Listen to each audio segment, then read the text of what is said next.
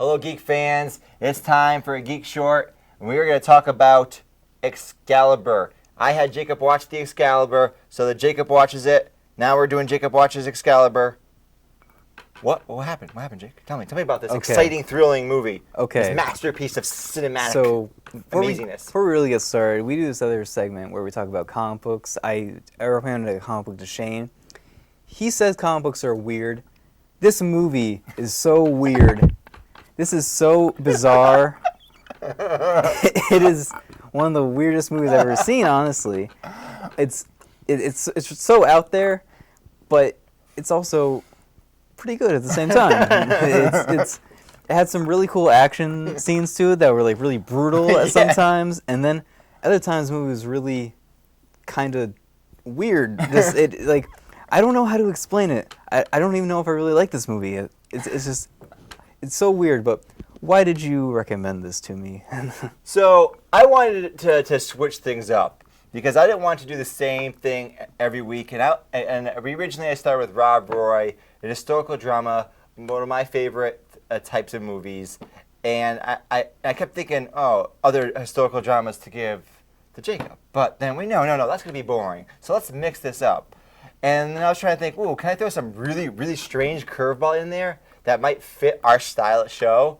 And I was just thinking for a little bit, and I don't know how it happened, but Excalibur popped into my mind. And I hadn't seen it for years. And I went, that is a really bizarre fantasy show that has fantasy movie that has a lot of big name actors: Liam Neeson, Patrick Stewart, Helen Mirren, others I can't even think of in early roles.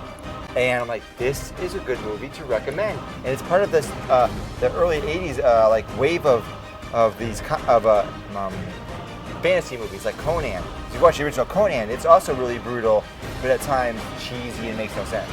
And this movie is the same way. It jumps to extremes. There are scenes in the movie like because it's the traditional tale of Arthur and the Knights of the Round Table, well, sort of traditional, but so you'll see the characters like Merlin, Lancelot, etc. in a lot of those famous roles. But there are scenes where it's just totally cheesy, and it's like, this is awkward. Like when they see Arthur in the beginning, and he's like a squire talking to Merlin, I'm like, this is terrible. Yeah. But then there's other scenes, like when Arthur meets his son in the Golden Mask, I'm like, this is really good. Yeah. and it goes back and forth between like really good to really bizarre to really cheesy. The tone is all over the place. Yeah.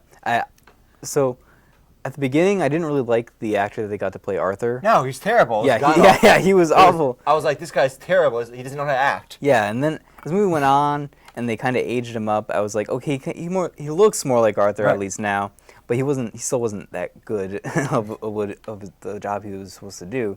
But I like the guy they got to play Merlin. He was pretty good. But what the best part about this movie was Helen Mirren, her role, her evil, sadistic, weird stuff that she does in this movie. That is weird as Caligula. That's the strangest movie she's been in. Okay, I've never seen that. That's a porno. It's a real movie. As Malcolm McDowell. It's made by a famous director, but it's pornographic also. She doesn't do porn scenes in the movie, but it's this bizarre porno with real actors mixed, and she's in it. Malcolm McDowell. There's other real actors in it. There's a real story. It's really, really bizarre. And Caligula. She has some bizarre stuff in this movie too. Right.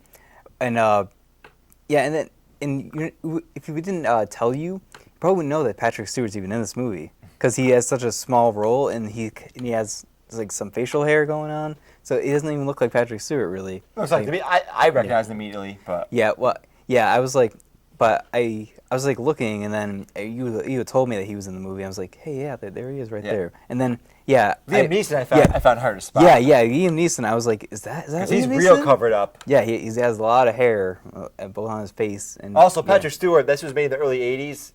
That was only a few years removed from Next Generation. So I watched Next Generation. So I really know Patrick Stewart really well. Yeah. This movie has a lot of actors that weren't big at that time. No, these people were unknowns. And now they're superstars. Yeah, they're super. So,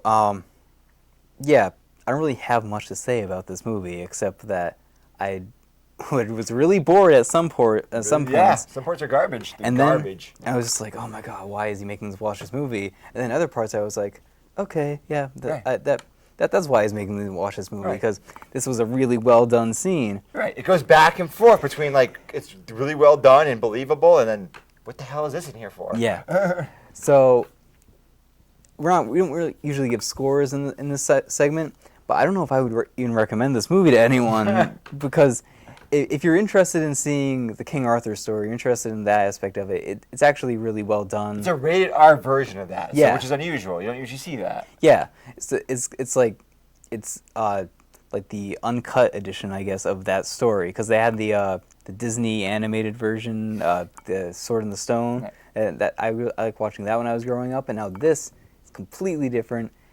It has some good points in it, has some good performances from some of the better actors in the movie. King Arthur is not one of them. I feel towards the end he actually Yeah. got much better. Yeah, when he's like really old and like sitting in the throne. It's really the interplay between him and the other. Not so much him. When he meets his son Yeah. the first time, he doesn't really say much. Yeah. And I think the scene's really powerful. Yeah. Which is really weird saying that because there's other scenes where he's so bad, so hilariously I know. terrible. Yeah, so Excalibur is really weird out there film. Go watch it if you're into that kind of Right. stuff. This is a historical. If you're interested in like, especially early fantasy movies, because Yeah. it's not as good as Conan. Is much better in film, but Yeah. Conan shares a lot of the same elements. Conan goes with extremes. There's a lot of cheesy garbage. And go watch. Yeah. If you think I'm lying, go watch it again. There's some Yeah. stuff that's so stupid. Yeah. And there's some bad scenes that make no sense. And there's other scenes that are just awesome. Yeah. This movie is similar in tone, just not as good. Yeah. Right. But similar to that weird back and forth. Yeah. So, They didn't know how to do fantasy then. These Yeah. are fantasy R movies too. It's unusual. yeah, there's definitely a lot of fantasy elements in this movie. Yep. The part with Excalibur, the sword itself. And the Lady of the Lake has all that stuff. Yeah. Yeah, it's so all that stuff is really interesting. It's just a really weird film. I don't know how I feel about it. Yeah, I need some more time to digest it, I guess. But go I out. still don't know how I feel about it. Yeah, go check it out for yourself. If you're into fantasy, the story of King Arthur, all that stuff, go watch it. I don't really have anything else to say about this movie. It'll be interesting. If you and your friends are bored and you're out there partying and you got nothing else to do, might as well turn it on. It might be on Netflix. Yeah. I have no idea. Anyway, so this has been Jacob Watches. We'll catch you guys. Wait, hold on. Whoa. I forgot. Oh, yeah. You guys tell me what I'm going to watch next. Whew, Oh, I yeah. remembered. Yeah, so at the end of every episode, we recommend the movie for the We next. don't always do this yeah. because we forget. Yeah, We're learning. Yeah, the next video. So the next one fits your taste. It's a historical drama, Lawless.